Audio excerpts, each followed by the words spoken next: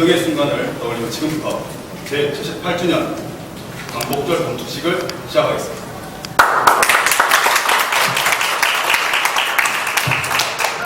주인인 민주공화국, 자유와 인권, 법치가 존중되는 나라를 세우기 위한 것이었습니다. 자유와 인권이 무시되는 전체주의 국가를 세우기 위한 독립운동은 결코 아니었습니다. 과거 우리의 자유를 되찾고 지키기 위해 정치적 지배로부터 벗어나야 하는 대상이었던 일본. 저희는 광복절이 다른 국경일보다 참 많은 생각을 하게 만드는 그런 국경일 것 같습니다. 광복은 정말 쉽게 오지 않았고 이것은 어느 하나의 노력만으로 이루어진 것이 아니라는 생각을 들게 합니다. 우선 무엇보다도 우리 스스로의 노력과 끈질긴 투쟁이 없었다면 광복은 없었을 것입니다. 나라를 위해서 순국하시고 독립을 위해서 재산과 자기의 목숨까지 내어주신 거룩한 희생을 하신 분들이 없었다면 광복은 가능하지 않았을 것입니다. 특히 이 자리에 계신 전임 독립유공자들의 가족들의 희생에 대해서도 우리가 정말 기억해야 된다고 생각합니다.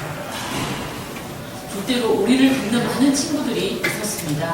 당시에 중국 국민당이었던 중국 정부도 임시정부를 물신양면으로 지원해 주었고 우리나라에 들어와 있었던 많은 미국의 선교사들도 정말 진심으로 우리의 독립을 위해서 지원을 했습니다. 그리고 무엇보다도 해외에 계셨던 우리 재외동포, 해외 동포들께서도 정말 허리띠를 졸라매고 독립작업을 지원해 주셨습니다. 그리고 세 번째는 이 2차 종전 개선을 가능하게 했던 또 국제 환경이 있었습니다. 잘 아시겠지만 진주황 공습으로 인해서 미국의 공식 참전이 있었고 원자 폭탄 투하로 마무리되었던 일본의 항복도 있었습니다. 이러한 모든 것들, 이러한 아찔한 역사적인 사건들이 또 다 같이 우리의 광복을 위해서 조성된 그런 또 환경이 아니었나라는 생각이 듭니다. 저는 얼마 전에 오펜하이머라고 하는 영화를 보고 굉장히 깊은 감명을 받았습니다. 아마 이 원자폭탄 투하에 대한 그런 굉장히 사실적인 그런 여러 가지 역사적인 그 사건들에 대한 영화였는데요. 이 원자폭탄이라고 하는 하나의 그 무기를 만들기 위해서 유괴 모든 과학자들이 단합하고 단결하고 융합해서 이 목표를 이루고 나서 원자폭탄이 터지고 나서는 그 원자폭탄처럼 정말 각각의 분열이 일어납니다. 우리도 어떻게 보면 이 광복을 위해서 국가의 모든 에너지를 하나로 모아서 끌고 왔다가 또 광복 이후에 이 또 분열되는 분단이 있었고 전쟁이 있었던 또 그런 분열되는 모습이 있었습니다. 하지만 또 대한민국은 이러한 또 분열을 한국전쟁이라고 하는 이런 비극을 또 한미동맹이라고 하는 또 시대적인 대전환으로 이루어내었고 또 결국은 오늘날 세계 10위의 세계 강국으로 우뚝 섰다고 봅니다. 우리나라는 현재 세계 9위의 유엔 분담금을 납부하는 나라고 세계 8위의 방산 수출국입니다. 그리고 7번째로 달 궤도선을 보낸 나라였고, 그리고 원자력과 군사력은 세계 6위입니다. 한국은 현재 세계 5위의 자동차 생산국이며 세계 4위의 코로나 백신 수출국이자 세계 3위의 제조업 경쟁력을 가진 나라입니다. 그리고 세계에서 2번째로 반도체 세계시장 점유율을 보유하고 있고, 산업용, 로봇 이용률에 있어서는 세계 1위, 그리고 세계 혁신지수, 세계 2년 연속 세계 1위를 달성하고 있는 그런 나라가 되었습니다. 올해는 여러분도 잘 아시겠지만 강복 78주년과 더불어서 한미동맹 70주년을 맞고 한인이민 120주년을 맞는 정말 뜻깊은 해입니다. 한국의 대통령께서는 12년 만에 미국을 국빈 방문하셨고, 이를 통해서 대한민국이 글로벌 중추국가로 다시 한번 우뚝 서는 데 있어서 우리 동포사회가 핵심적인 역할을 해주시고 적극적으로 동참해 주시기를 바라겠습니다.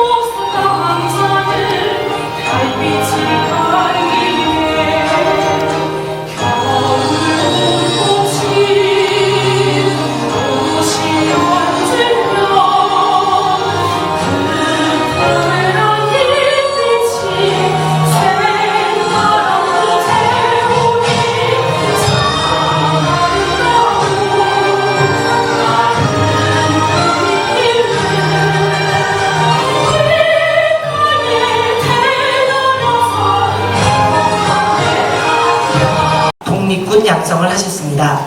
건국훈장 대통령장을 받으셨습니다.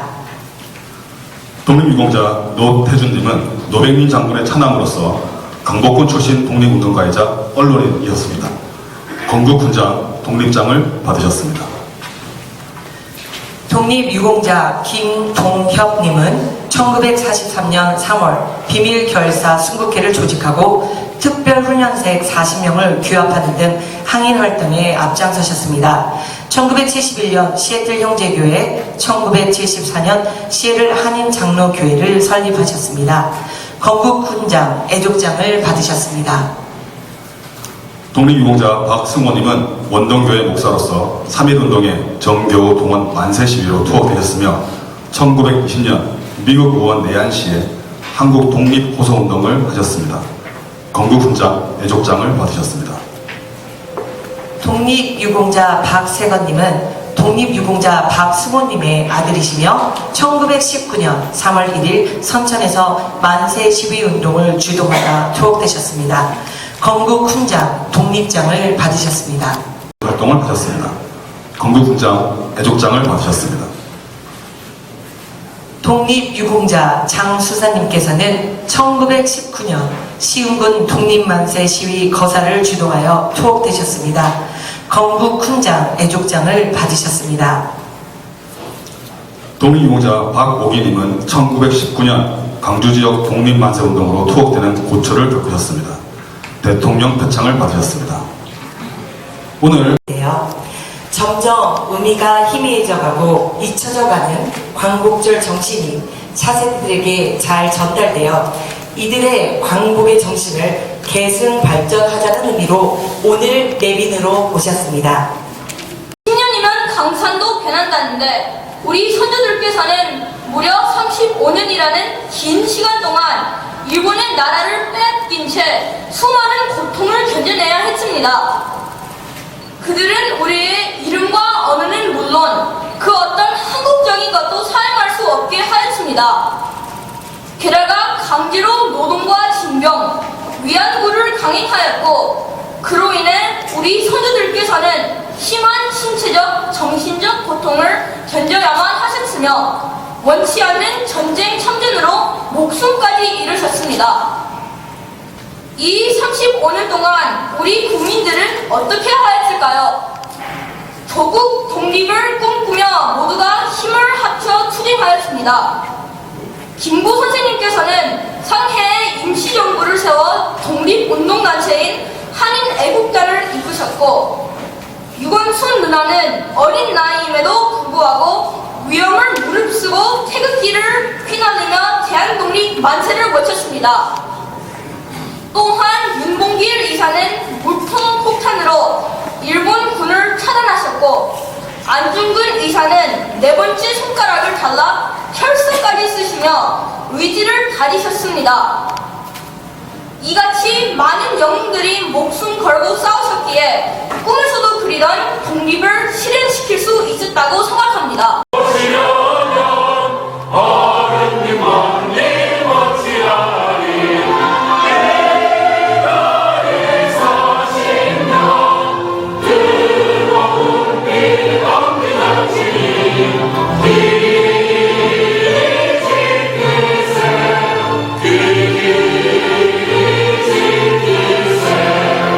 대한독립 만세! 대한독립 만세! 대한독립 만세! 2030이 무엇인지 아시나요? 그렇죠.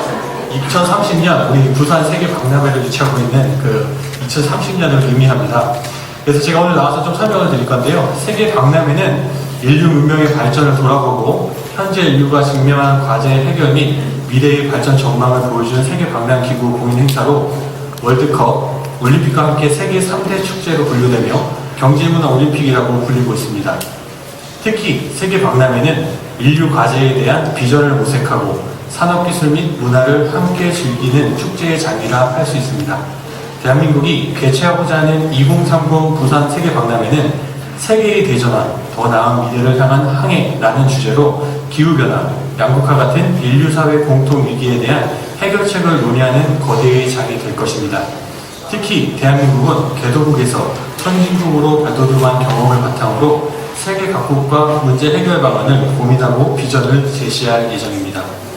대한민국은 2014년부터 2030 세계 박람회 유치를 위한 준비를 시작한 이후 2019년 부산 유치를 대한민국 국가사업으로 확정하고 2021년 6월 국제박람기구에 부산 유치를 공식적으로 신청하고 2022년 9월 유치계획서를 국제박람기구에 제출하는 등 2030 세계박람회 부산 유치를 위해 오랜 기간 차질 없이 준비해온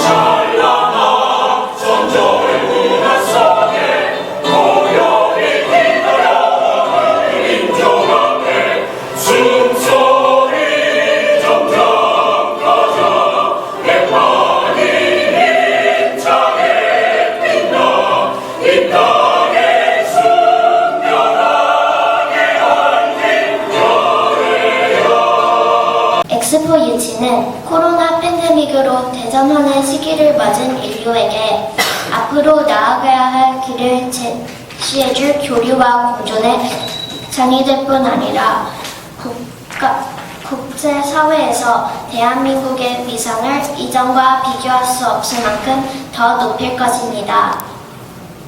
2030 부산세계 박람회 유치는 대한민국이 1893년 시카고 엑스포 첫 참가 이후 137년 만에 처음으로 등록 엑스포 개최에 도전하는 것입니다. 유치에 성공한다면 대한민국은 세계 12번째 등록 엑스포 개최국이 되며 올림픽, 월드컵 등록 엑스포를 모두 개최하는 세계 7번째 국가로 도약해 글로벌 리더 국가로 자리매김하게 될 것입니다.